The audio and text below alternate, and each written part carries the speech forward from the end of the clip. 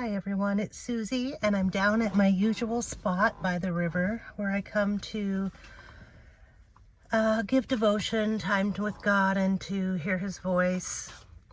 Today I woke up and I was having issues with just things I've asked God about, you know, having a hard time making it through to the end of the month on a restricted budget, and saying, God, I prayed to you so many times about this. I just don't know why you're not answering me. I'm not asking for big things. I'm asking for very simple and basic things. And as you all know, times are getting much more difficult and the prices have gone past our budgets that have not increased, as many of you well know. But that really isn't the context of where I'm going today with this. When I got down to my place by the river, where I usually come, I sat with God for a minute and I kind of put that all aside. And I very softly heard, spring forth, spring forth. I heard it one time. I was just clarifying because I wanted to make sure I said it clearly. So I started thinking about, well, what is the mechanism of a spring to spring forth? I mean, I think we can all understand pretty much in general what it means, but I thought to look it up and to just see the mechanics of a spring. And there are many different types, but this is the one that stood out to me. Is the coil that is compressed, pushed down tightly so that it can, when needed, be released and generate a force. That was the meaning of it, to generate force.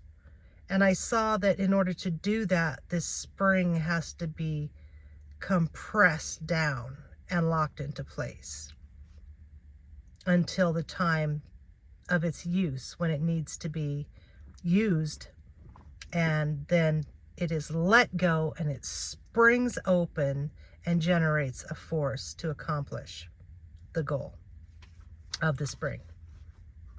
Have you been feeling compressed lately? Feeling like there's no forward movement, there's nothing happening much, just tightly compressed like that spring. But you have a God-given hope and understanding that God has a vision and calling for your life that you know is there, but there seems to be no movement or force. Sometimes that compression can be a lack of provision, or maybe health issues, or some other thing that keeps us from springing forward, or at least any movement. It just feels like the coils are tight, something is wrong, or something is broken, because you're still in a place of feeling compressed and small. This is such a hard season. I have asked the same questions that possibly you have asked. I was asking today about why my prayers just seem to go unheard for many seasons, many years. And today I was saying, Father, I don't know why I'm not being heard. I came to you, I asked, and I've waited, and I wasn't asking for a lot. I just simply needed help to get through, every month financially, feeling the pressure of what I just spoke about earlier. And I started thinking, I have surrendered the job that you asked me to surrender, the bad eating habits. I've been eating so many raw vegetables and raw salads with healthy dressings, and it's just something I never would have done. I mean, I normally would think, oh, lettuce, tomato, or something, onion on a burger. I'm doing great. That's a win. Or having a salad loaded with unhealthy dressings was doing good. But I really began to change my diet at his asking. Also, giving up old habits, fasted to the best of my ability, let go of friends that were not beneficial to my walk and service with my Father. I could list more, but I'll just cap it here. I tried to get summer jobs rather than, regular jobs so that I could be ready when he called me. The first summer job was a disaster. And the doors were swiftly closed on. I just recently tried to get a summer job this year, but I can tell you every door was closed. I got offered a job, but oh man, it was not what it seemed, and everything just fell apart. So God's serious about me not even having a summer job.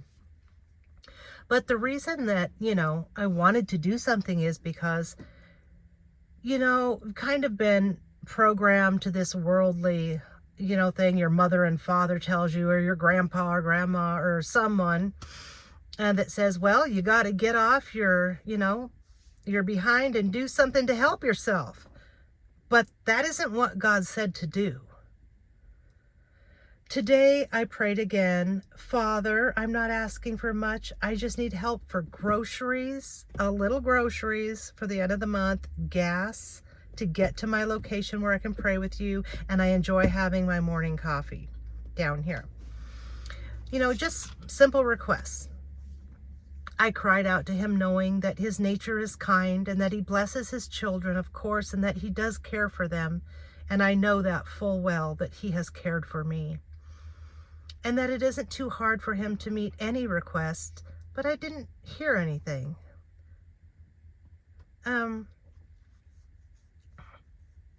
So I came down to my usual spot this morning, as I had said,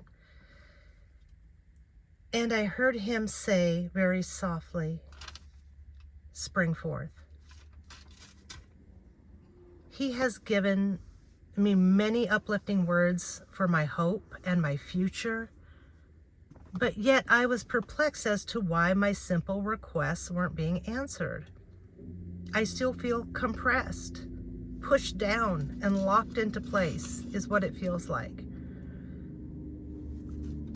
And when he said spring forth, I thought, how? What is it I can do? Is there something more I need to do? Or is there something, that you want me to do to trigger this springing forth? All question marks. That's all I had for God. Just questions. I just couldn't understand what it was I needed to do.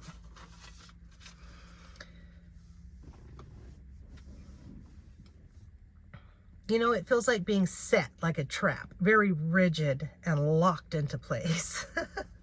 It kind of feels uncomfortable. Well, not kind of. It does feel uncomfortable and rigid. So in asking the Father, how do I spring forth? There were some verses that I'd found that says, behold, I will do a new thing. I will do. Not you will do, but I will do a new thing. Now it shall spring forth. Will you not know it, and can you not perceive it? The momentum comes from him. Isaiah 61:11 compares the bud of the earth to spring forth and blossom. We cannot force this no more than we can force a spiritual season. Isaiah 42:9, before they spring forth, I will tell you of them. So he has been telling me of them, but I can't cause them to spring forth. Maybe the Lord is reminding me that he will do it, that he will cause this to spring forth and to release the word and his power to carry it out. We prepare ourselves to receive that release. We must do that. We must walk in obedience and do what he says and prepare ourselves for that release. Isaiah 43:18, we are reminded that we are not to remember the things of old mindsets, old worldly traditions, old things that we have learned from this world, and things that have happened to us in our past that causes us possibly to stay stuck. In Isaiah 58:8, it says, when you loose the bands of wickedness, you lay aside every weight that easily besets us. In James, it says that we are fed by the bread and the word of God daily, to spend time with him, and to what has been oppressed in your life,